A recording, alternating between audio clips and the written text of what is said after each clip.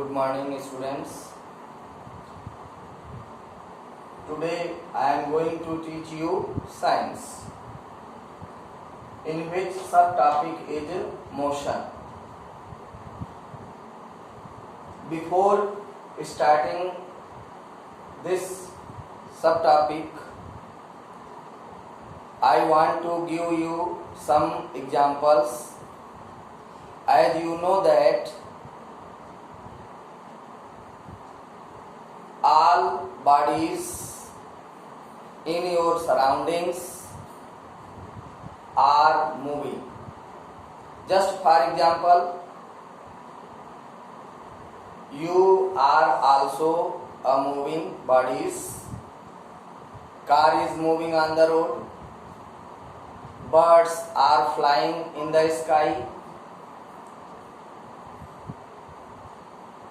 And train, bus, aeroplane, motorcycle, cycle, cows, all the bodies are moving here and there. So, in this chapter, we have to study about motion. If you know about the motion, what happens in motion? If any body is changing its position, if consider here any object, any body is at the place of A, and with respect to time it covers a distance this and changes its position. In this way we can say the body is in motion, and we can describe any body is in motion if there is a stable point. What it means? Just like example, station. Station is a stable point, while train are moving and changing its position according to station. So we can say train is moving. If there is no stable point, then we cannot describe about the motion. Only with respect to a stable point we can describe about any body is in motion. Understand? If you are going to school and your home is a stable point, then you are changing your position from school to home to school.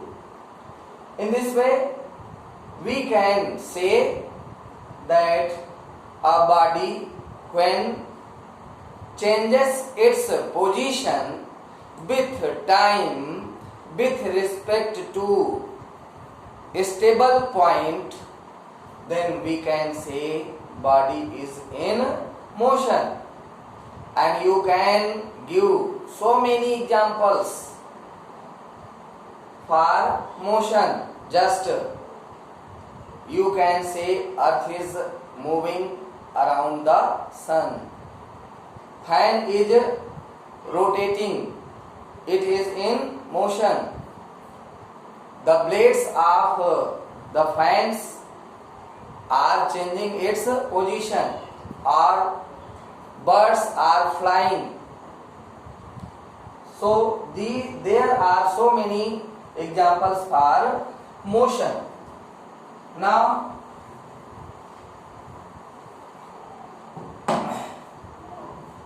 if there is motion, then bodies can change its place. In this chapter we have to study about uniform motion and non-uniform motion.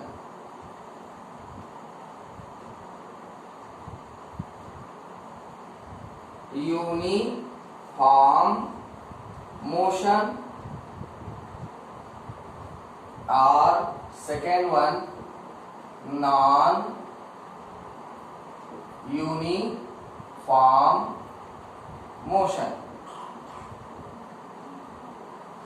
What about these uniform motion and non-uniform motion? It means if any object, listen here carefully what I am saying, uniform motion, motion you know that, changing of its position according to rest point. Now uniform motion means what? When an object changes its position, equal position in equal interval of time, then we can say that body, that object is in uniform motion. Understand? Equal distance in equal interval of time, equal position in equal interval of time, uniform motion.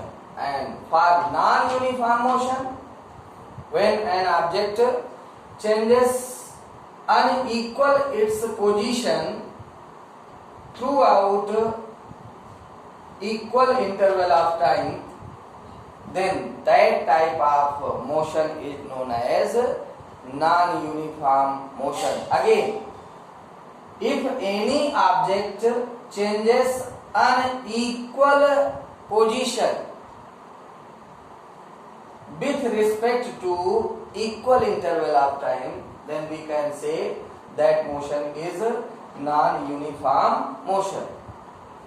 Now in this topic, in this chapter, we have to study something more just related with motion. You have to study about distance.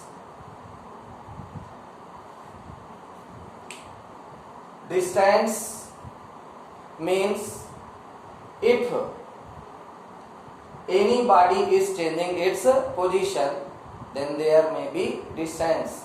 And how can we describe the distance? It means any object is covering a path,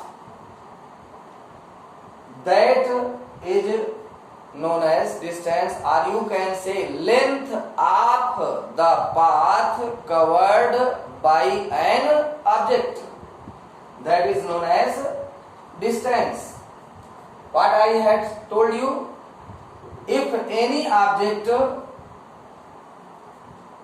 covers the path, then the length of the path covered by any object, that is known as distance.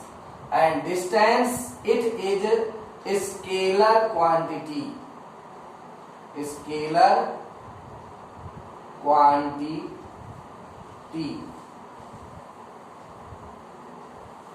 Scalar quantity. Now, the physical quantity which can be described by its magnitude only. The physical quantity which can be described with its magnitude only.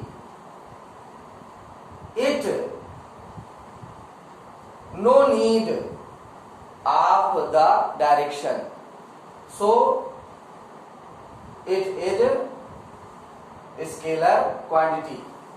Now unit of distance. Unit of distance.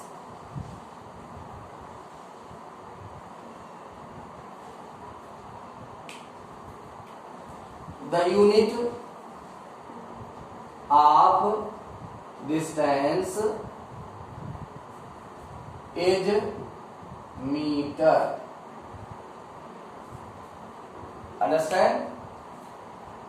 We can write the definition of distance. Just listen here. The length of path covered by any object, that is distance, and it is a scalar quantity because we can present the physical quantity distance with on magnitude only. Unit, now we can write unit of distance, and unit of distance that is meter, and distance is denoted by small s. Distance is denoted by small s. Now we have to describe another term, that is displacement. Displacement.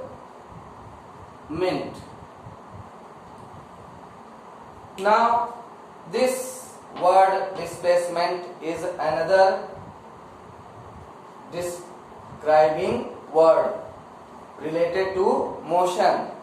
Now displacement, if any body is changing its position according to direction, then that is displacement. Or you can say in other word, the minimum path covered in by initial and final point. Or you can say if any object travels s distance in t1 time interval and s2 distance in t2 time second, then we can say displacement, the minimum path covered by object in its final position and initial position. So we can say here any object is at a point when it covers a distance s1 in t1 second, and then it covers again s2 distance in t2 second. Now the displacement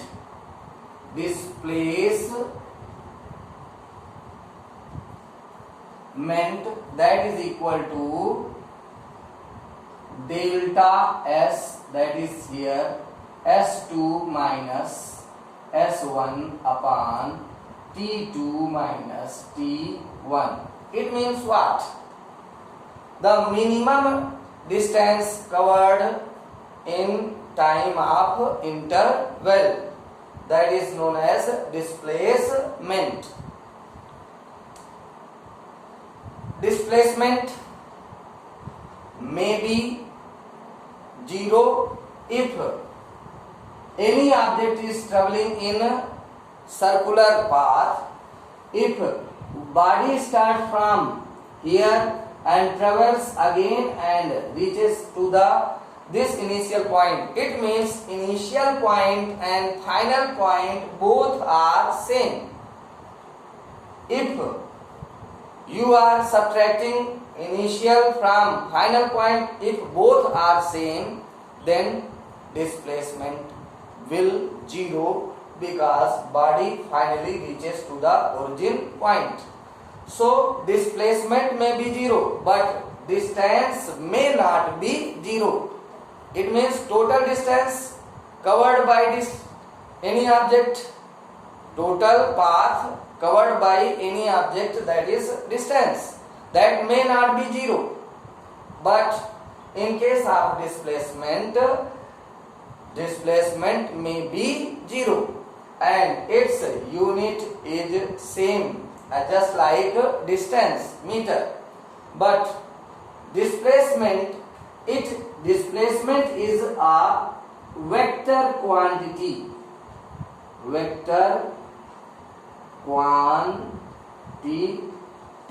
It means what?